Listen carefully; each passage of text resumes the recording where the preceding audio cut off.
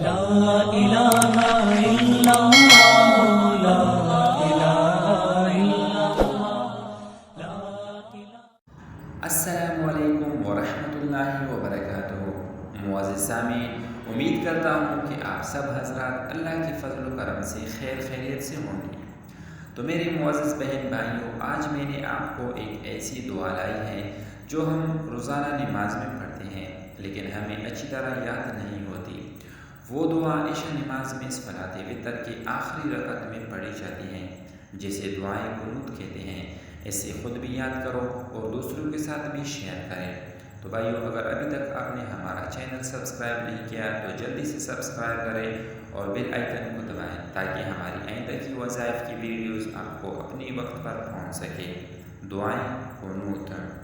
اللہم انا نستعینک ونستغفرک ونؤمن بک ونتوکل علیک ونثنی علیک الخیر ونشکرک ولا نکفرک ونخلع ونترک من یفجرک۔